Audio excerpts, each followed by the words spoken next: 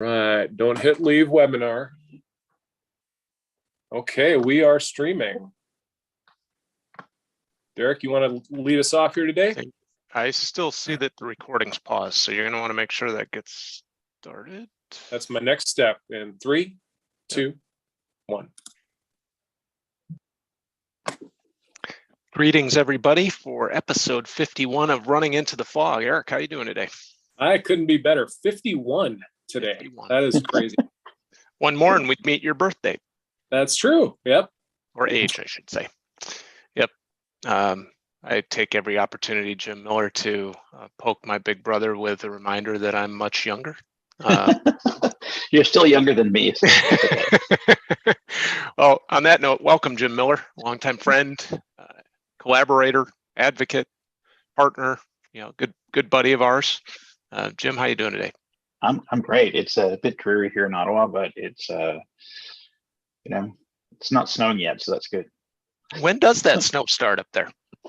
But next tomorrow, I don't know. No, usually it's getting later and later actually. So we probably won't till November sometime. Yeah, I thought you were going to say like later and later, like October 1st. We're safe. No. Well, one of the great things we know when the winter is coming is because they drain the Rideau Canal and they start putting in the skating. There's little huts that you can put your skates on and in the canal. So once the huts go into the canal, winter's coming. So okay, cool. Preparing for skating season. So it's in lead up for those of you that are listening, whether it be the live stream or to the recording someday of this, Jim, we were trying to do the recall on when we first got connected, and I think we decided it was sometime around SLA 2005 or 2006. Does that jive with what you believe? Yeah, definitely back then. So Special Libraries Association. Yeah. And you are in the capital city of Canada. They're in Ottawa. You wear a lot of hats, and the first hat I want to jam on. This is a little bit of my attempt to tell you that I am being pulled in a lot of different directions, as is Arik. And you have this what should I say, an arena or an environment or a movement around your brain is not full.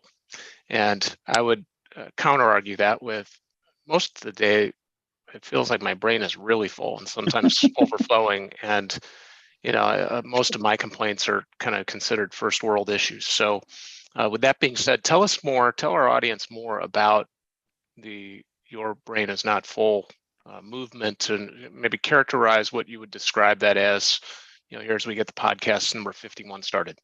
Sure. Yeah, definitely. My brain is like that too, because there's a million things going on and it's going on at once and they're just running around in there.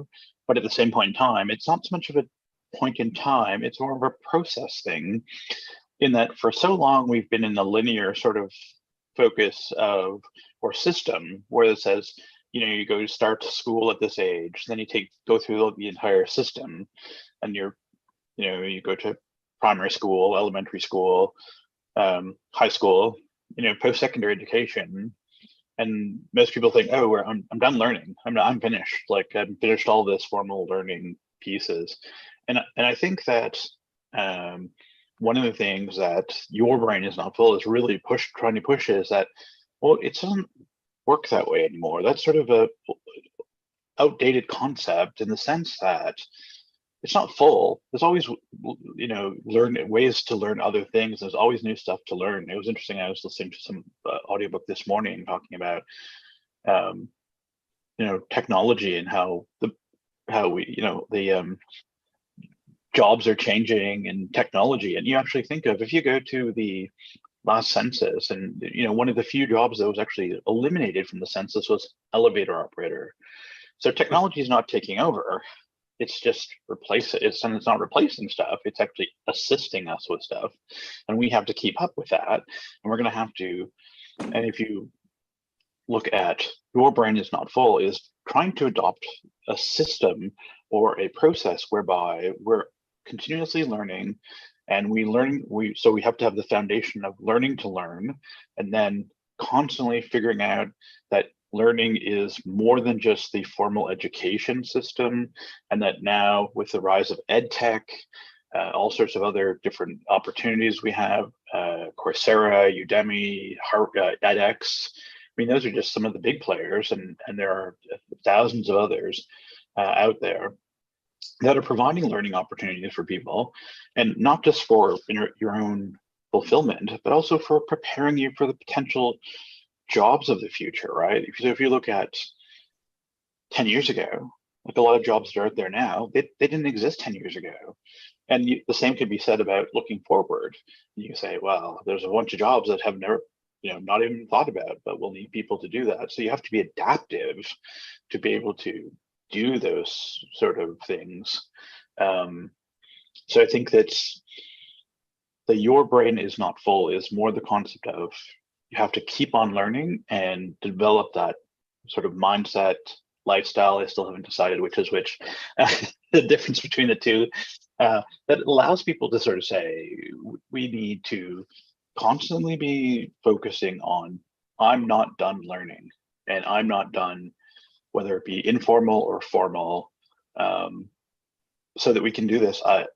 So I think that's one of the great things, in the sense of, I've been quite fortunate, and it's a bit of my background is that I've worked most of my life in politics and public policy, and in working in areas where I did a lot of work around skills development and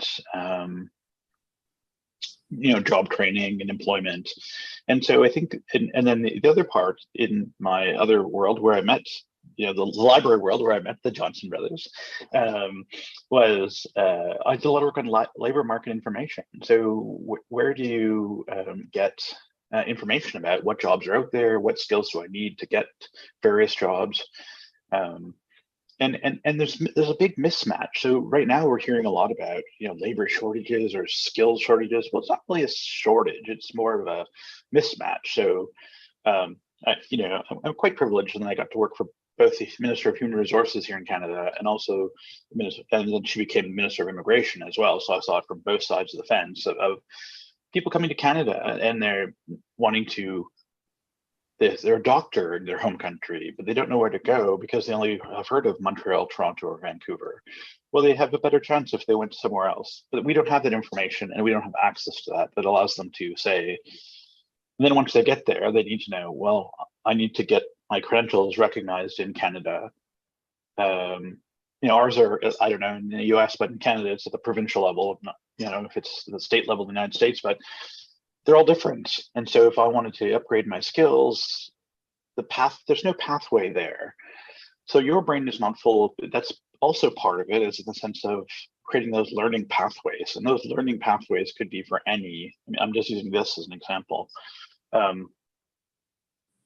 By having those pathways there and saying, we need to continuously be doing this and figure out a pathway to get to the overwhelming realm of possibilities that's going to be out there. So I think that's. I like that. So just kind of paraphrasing what you said, it's more of a system or process to have people kind of re-up or resubscribe to the notion of continuous learning, and that in a lot of circles of business, for-profit, not-for-profit, individual life, etc., it's not so much that there might be a shortage, it's that there might be a mismatch between, skill set, capability, etc. Yeah, and I think just also to add to that too is also the way in which we learn. So in the sense of, it's not just the formal, education system that is the sole place where you can actually get knowledge or increase skills or development. And I think in a number of cases, if you look at the rates of investment by companies on the job training and skills development, there's a role for the private sector to be played in going beyond what is taught at sort of the foundational level, and that could be done through ed tech, or it could be done through workshops offered directly by the employer. Certainly that could be assisted by government. I mean, that was one of the things that I had a lot of people comment to me, was that, if you dropped out of school, there was like millions of dollars available for you to take reskilling courses. But if you're still employed and needed to upgrade your skills, like, good luck, right? I had a situation here in Canada where there was a company, they made motor graders like for roads, and the company went bankrupt. There's a lot of skilled people around that were like electricians, painters, welders, and they had a lot of skills. And a company that wanted to refurbish airplanes said, "Oh, we'll hire these people. We just need a bit of money to assist to bridge the gap that says, obviously an airplane is different than a motor grader. So, this is what you're going to need to do." And no, sorry, there's no program available to help you, right? So they're also out of work. Like, all those people with those skills not being utilized, not being used. And all it needed was that small little bridge that was able to help those people along. So as opposed to waiting for them to get to the point of, out of work and just unmotivated or very discouraged, like, can we help them transfer around? And the same thing is for companies with and Arik, you could perhaps help me with this one. Is a saying is sort of like, what, investing in, people always look at the cost of investing in training and says, well, what's the cost of not investing in it, right? So they stay around and they work for you, and so it's and I'm a big big believer in that as well. So I think that's the whole idea around getting out there and understanding where the pathways are, and the fact that you have to go out and do this. Right on. Well, if I can interject, it seems to me that there are the accelerating decay rate of our skills is how I'll describe it. As change in our macro environment continues to accelerate, that decay rate becomes more and more of a problem. And I don't know about Canada right now, but in the United States, we've got quite a labor shortage to the tune of about 11 or so million jobs that are unfulfilled. And a lot of people have left the labor force. And as you suggested, there are a lot of people who haven't left the labor force who've checked out, the so-called quiet quit. Quiet quitting, yes. And so before I toss that back to you, Jim, I want to call to action to be resonant here with our audience. For those of you on social streaming right now, you'll see a QR code. In the back half of the hour, we're going to turn Jim over to 3 interlocutors from our audience, but you've got to be on the webinar bridge to do that. So scan that code, go register, and then come back to the bridge full time if you're on social right now.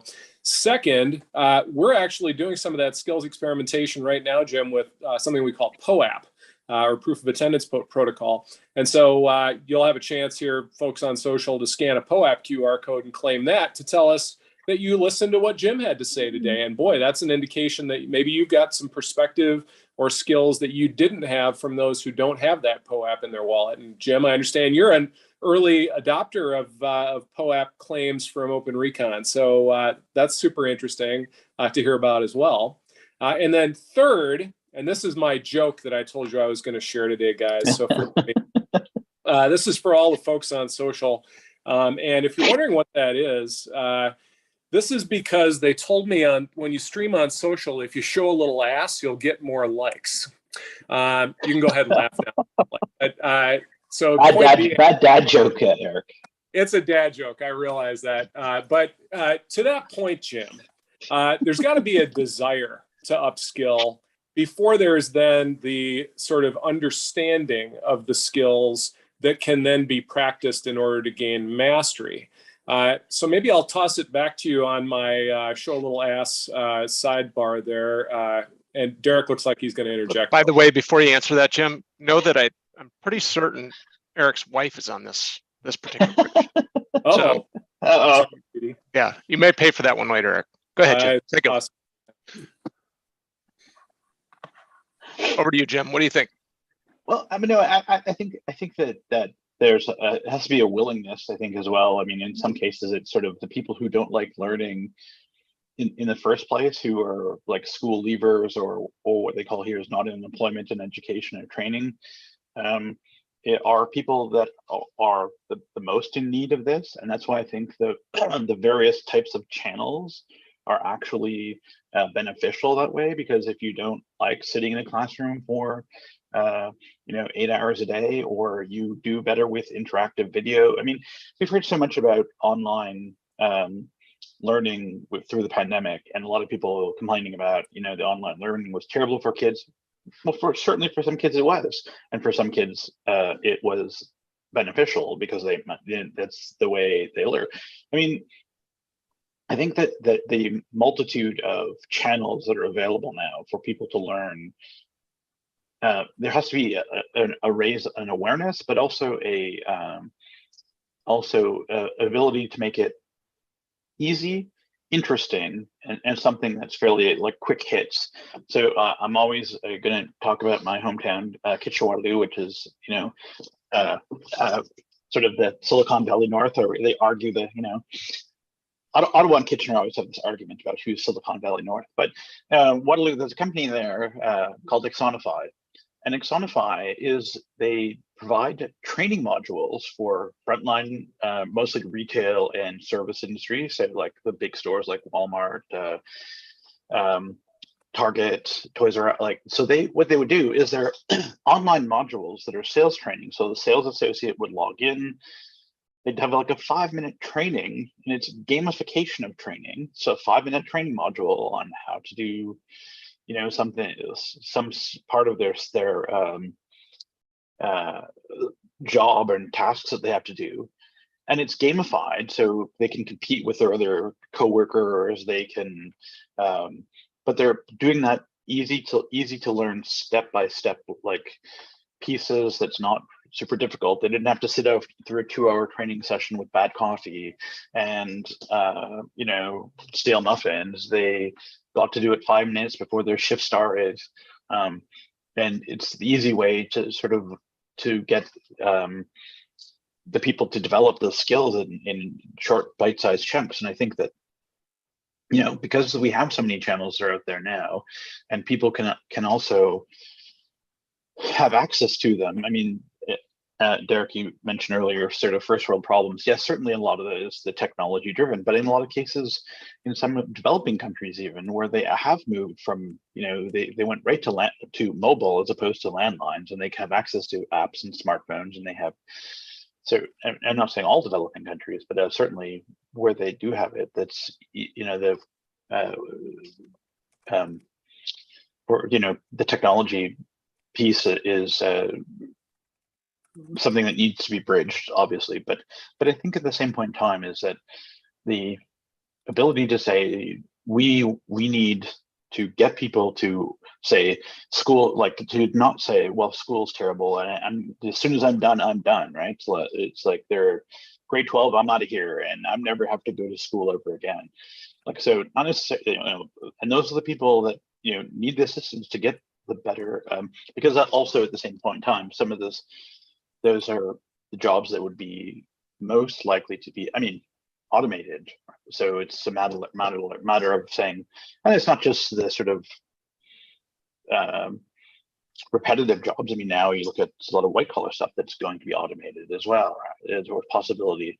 So it applies to a wide swath of people that would need to be continually upgrading, and also have that mindset of constant, and I hate to use the term lifelong learning, because usually they talk about lifelong learning, they talk about Ethel, the 93-year-old who just finished her university degree because she went back to school at age 80. I take exception to that, but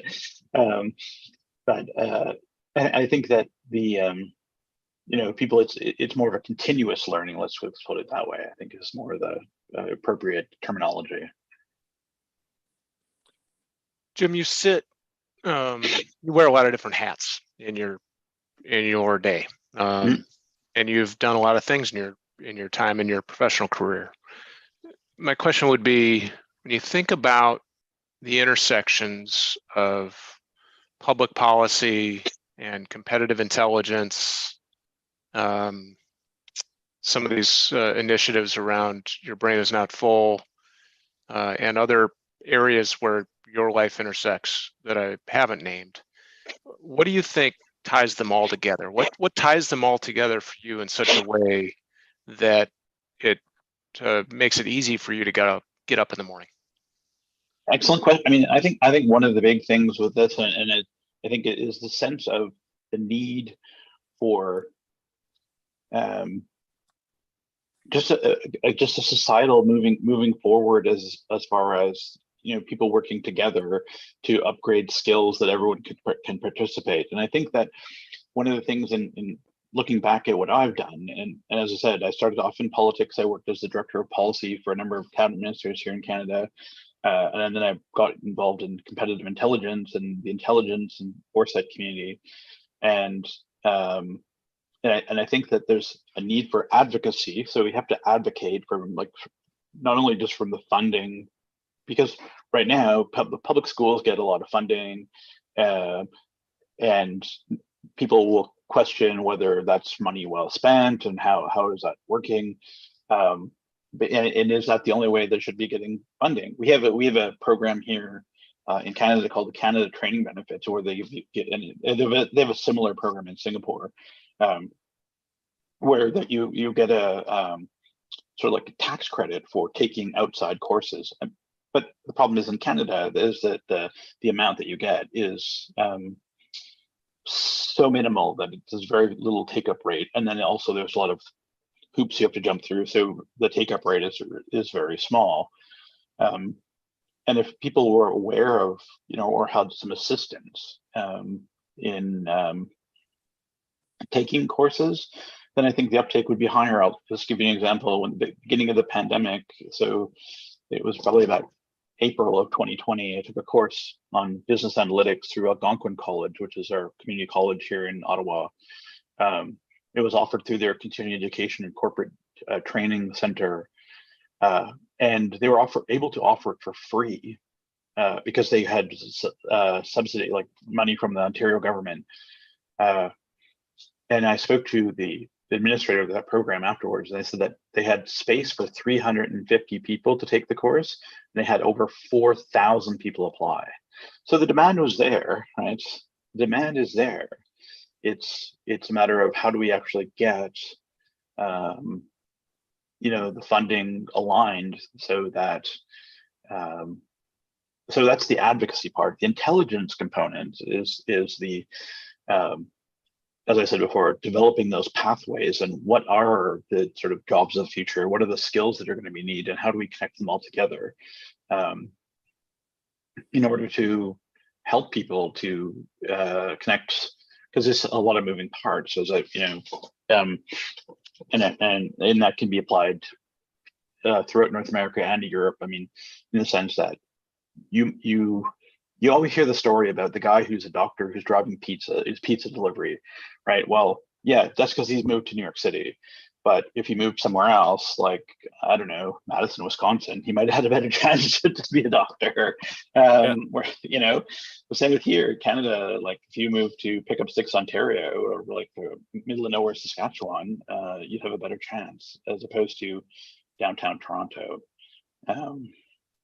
You know, I mean, there's a lot of factors involved in that too, but that's one of the moving parts that needs to be considered in that sort of intelligence pathways, whether it be immigration, whether it be the education system, even what are the you know, opportunities to take courses. You know, in Canada, I'm not sure about the United States, but in Canada, we only have 3 veterinary schools in the entire country. It's easier to get into medical school in Canada than it is to get into veterinary college.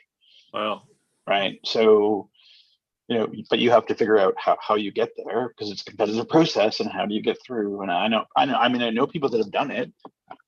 Once you're in, you're in. But at the same point in time, they let roughly 300 people a year into veterinary school every year in Canada. That's it. So it's you know, knowing those pathways to get there, and then saying, where do we need to put our resources to educate people based on demand? Well, that really, really strikes a chord with me. And I see people scanning our POAP like crazy. Every time you see that QR code flash, someone's just redeemed another POAP token. And, you know, yesterday I was having a conversation with the lead advisor to Centers for Open Reconnaissance on distributed ledger technology.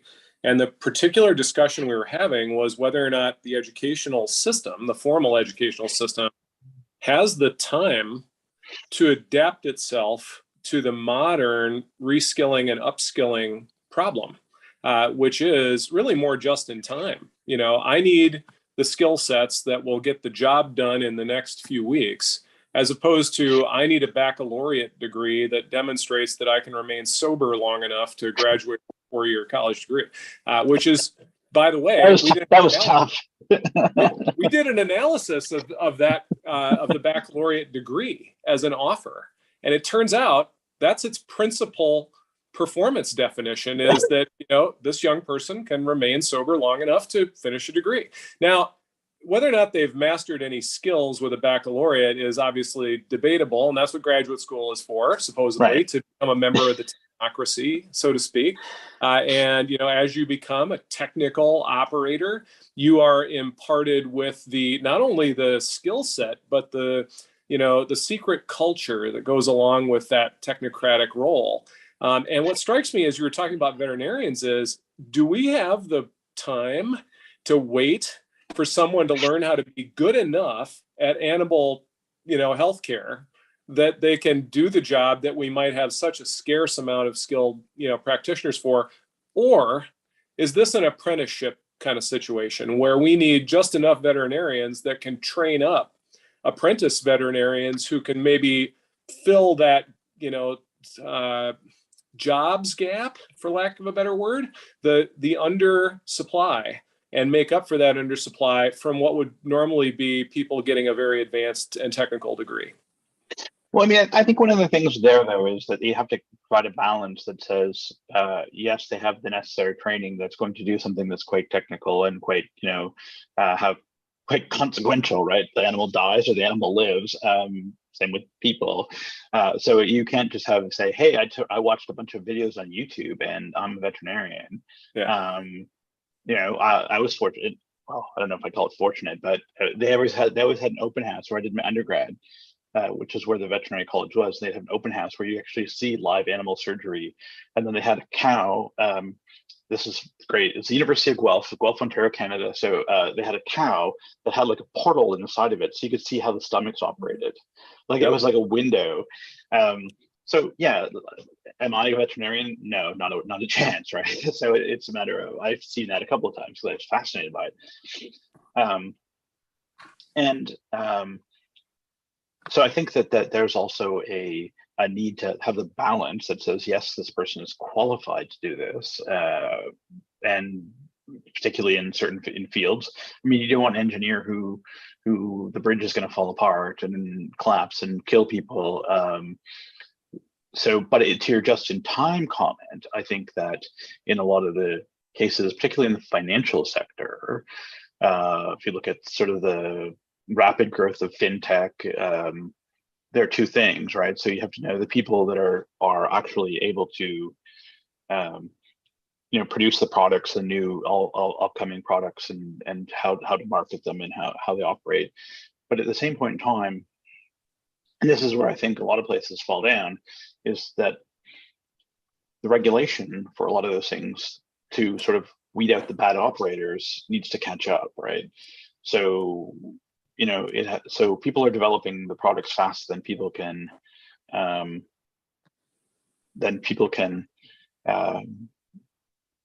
regulate them, and you get some bad operators. It just keeps spiraling like that.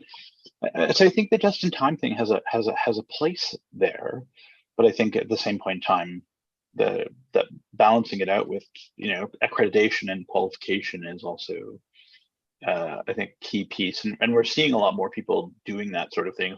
I'm signed up for an annual subscription to Coursera and taking courses like mad from very credible schools that I never would have had access to myself. Because so it's interesting because at the same time, some of the stuff when the pandemic first hit, I was actually doing some research on this and continuing education, and how do community colleges get people to teach stuff online. So how do you teach welding online? Well, you can. Haptic technology, you can buy it. It's expensive. So it's possible, but in culinary, how do you teach culinary online? Like I can't taste something over the internet. So it's a balance, and the just in time and use of technology. It's not the only way of doing it, but it's also definitely something that has to be taken into consideration. Well, you know what? It is just impossible for me to imagine that our first 30 minutes is already gone. Our unthinkable I talked a lot. Well, you know, you didn't talk too much. You talked just the right amount. But I want to come back to that. We're going to hand you over to Craig Fleischer here in a second, but this is your last chance, all you streamers anonymously out there on the social networks, to pick up and join us on the bridge and interlocute our guest Jim Miller today, if you'd like. Craig is number one. And I'd like to invite in particular the women in the audience on the bridge today. I think we need a few more female voices in our group to interlocute among us. We tend to be pretty dude heavy in the unspeakable portion of the hour.